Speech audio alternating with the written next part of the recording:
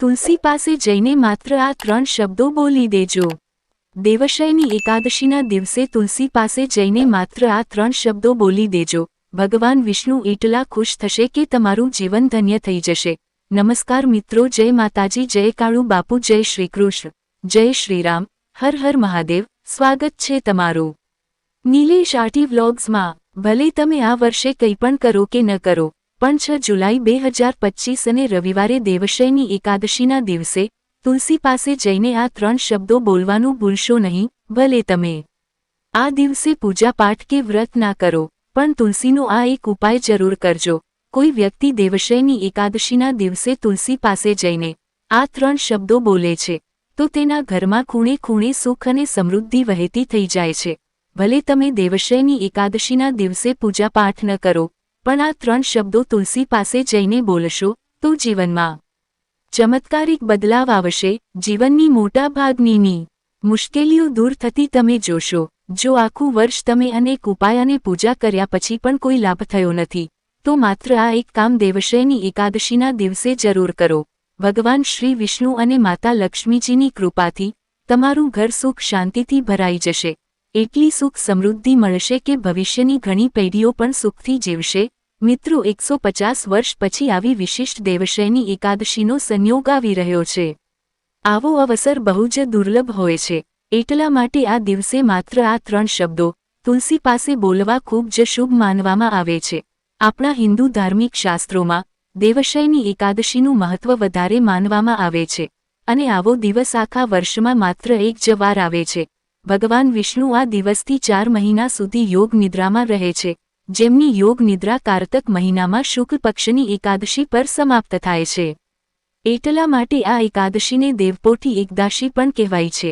આ પવિત્ર દિવસે જે કોઈ પણ વ્યક્તિ માત્ર આ 3 શબ્દો તુલસી પાસે જઈને બોલે છે, તેના જીવનમાં માતા લક્ષ્મીજી અને ભગવાન શ્રી હરિ વિષ્ણુજીના આશીર્વાદથી એટલી સુખ સમૃદ્ધિ આવે છે કે તેને સાંભળવી પણ મુશ્કેલ બની જાય છે। આ વિડીયોમાં અમે તમને એ પણ જણાવીશું કે ગમે તે થઈ જાય, પણ દેવશયની એકાદશીના દિવસે ઘરે આવું ભોજન ક્યારેય ભૂલથી પણ ન બનાવવું જોઈએ અને ન તો તેને ખાવું જોઈએ, નહીંતર આ આખું ઘર અને પરિવાર બરબાદ થઈ જાય છે।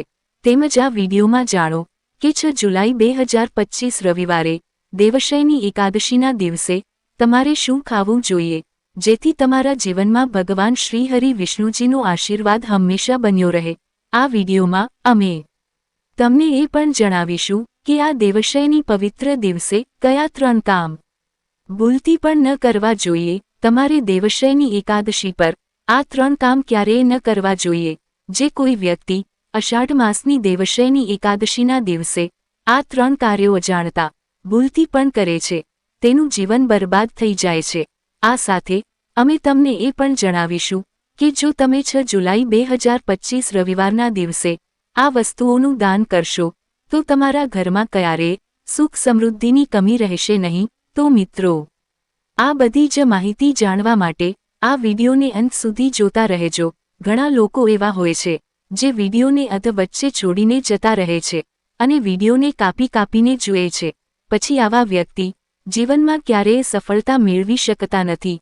તેથી વિડીયોને અડધો છોડીને ન જતા આ સંપૂર્ણ માહિતી જાણીએ તે પહેલાં કોમેન્ટ બોક્સમાં જય માં લક્ષ્મી અને તમારા કુળદેવીનું નામ જરૂરથી લખજો।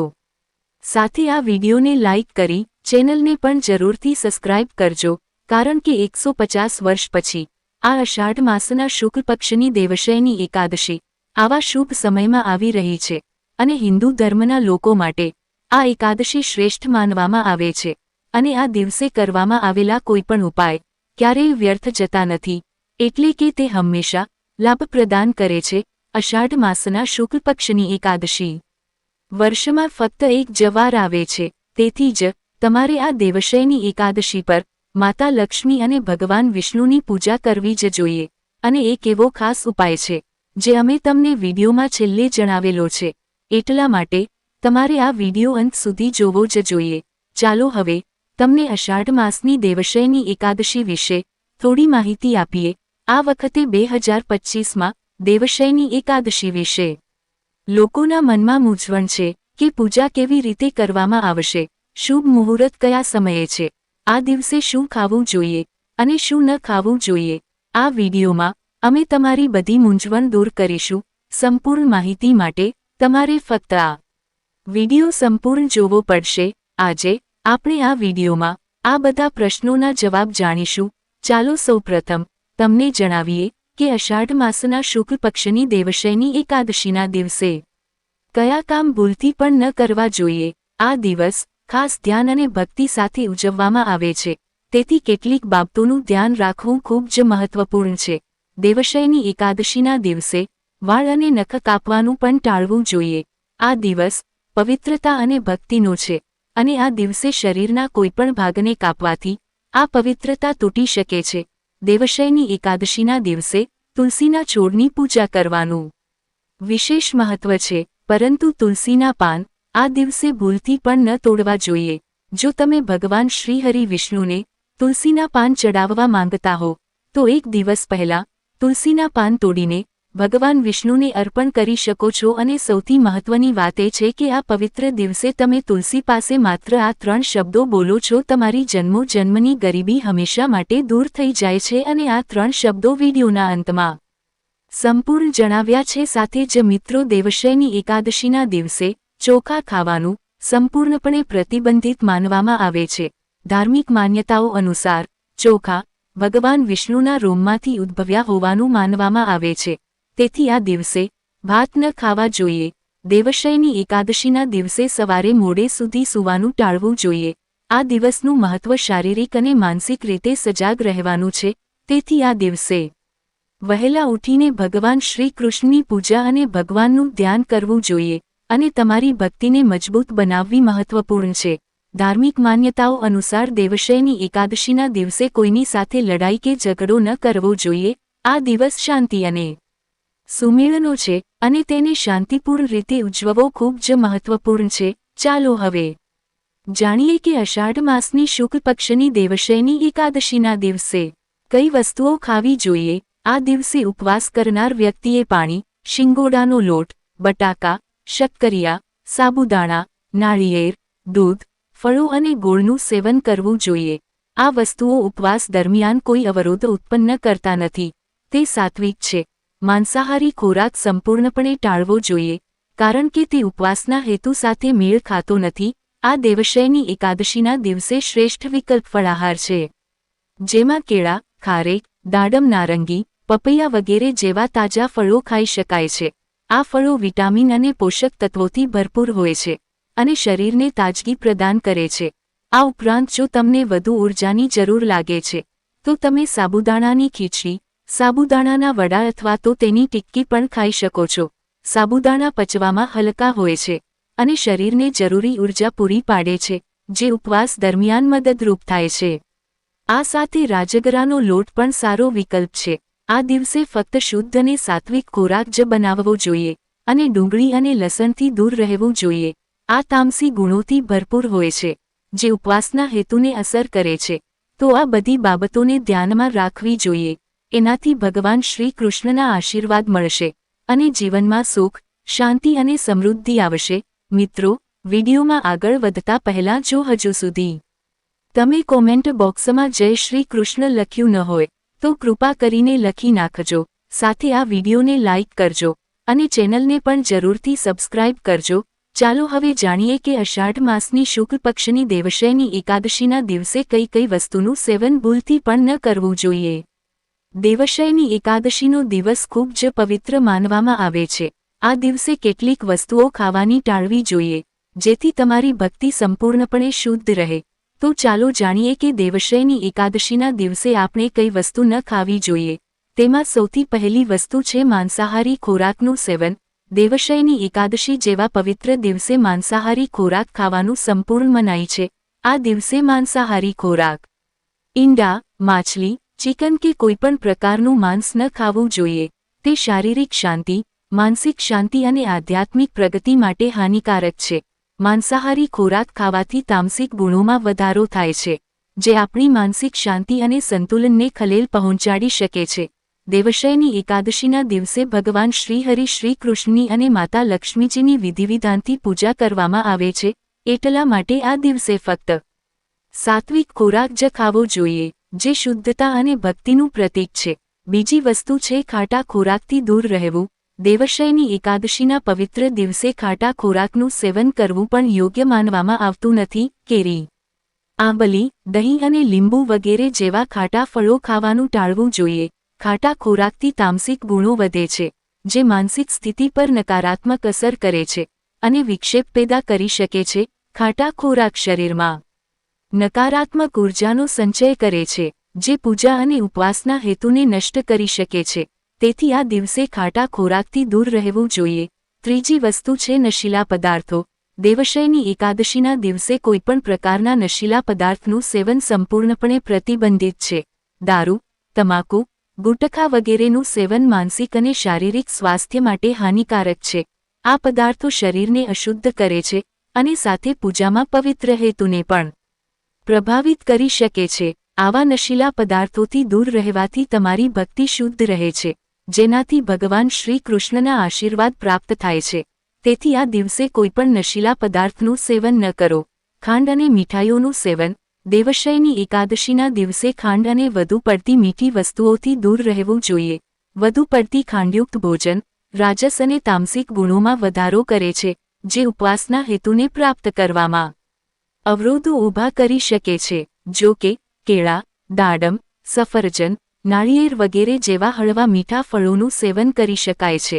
મીઠા ફળો આહારને સંતુલિત કરે છે અને ભક્તિમાં કોઈ અવરોધ ઉત્પન્ન કરતા નથી.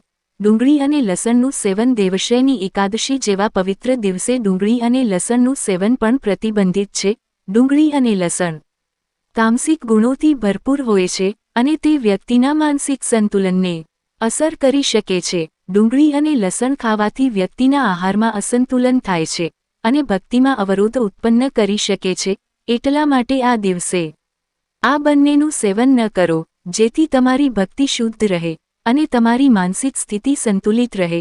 હિન્દુ ધર્મમાં દેવશયની એકાદશીનું વિશેષ મહત્વ છે. આ વખતે દેવશયની એકાદશી અષાઢ મહિનાના શુક્લ પક્ષની એકાદશીના રોજ ઉજવવામાં આવશે. આ વર્ષે આ તહેવાર 6 જુલાઈ 2025 રવિવારના રોજ આવશે. એકાદશી તિથિ 5 જુલાઈના રોજ સાંજે 6:58 વાગ્યે શરૂ થશે અને 6 જુલાઈના રોજ રાત્રે 9:14 વાગ્યે સમાપ્ત થશે. ઉદય તિથિ અનુસાર આ વ્રત 6 જુલાઈના રોજ જ મનાવવામાં આવશે અને ચાતુર્માસ શરૂ થશે, જે 1 નવેમ્બર સુધી ચાલશે. ભગવાન શ્રી નારાયણની પ્રિય હરિશયની એકાદશી અથવા દેવશયની એકાદશીથી લગ્ન, ગૃહપ્રવેશ, યજ્ઞોપવીત વગેરે જેવા બધા શુભ કાર્યો આગામી 4 મહિના માટે બંધ રહેશે. આ દિવસથી સંન્યાસીઓના ચાતુર્માસ્ય વ્રત શરૂ થાય છે. ધાર્મિક દ્રષ્ટિકોણથી આ 4 મહિના ભગવાન વિષ્ણુના શયનકાળ તરીકે ગણવામાં આવે છે. એટલે કે ભગવાન વિષ્ણુ આ 4 મહિના દરમિયાન નિદ્રા અવસ્થામાં રહે છે. તો ચાલો આ વ્રતની સંપૂર્ણ પૂજા પદ્ધતિ વિશે જાણીએ, જેથી તમે તેને ભક્તિ અને શ્રદ્ધાથી પૂર્ણ કરી શકો. પરંતુ તેના પહેલા કોમેન્ટ બોક્સમાં જય શ્રી હરિ શ્રી કૃષ્ણ ભગવાન જરૂરથી લખજો. આ દેવશયની એકાદશીના દિવસે સૌપ્રથમ બ્રહ્મ મુહૂર્તમાં વહેલા ઉઠીને સ્નાન કરવું જોઈએ. બ્રહ્મ મુહૂર્તનો સમય તાજગી અને ઊર્જા મેળવવાનો શ્રેષ્ઠ સમય છે. આ પછી સ્વચ્છ કપડાં પહેરો અને માનસિક અને શારીરિક રીતે પોતાને શુદ્ધ કરો.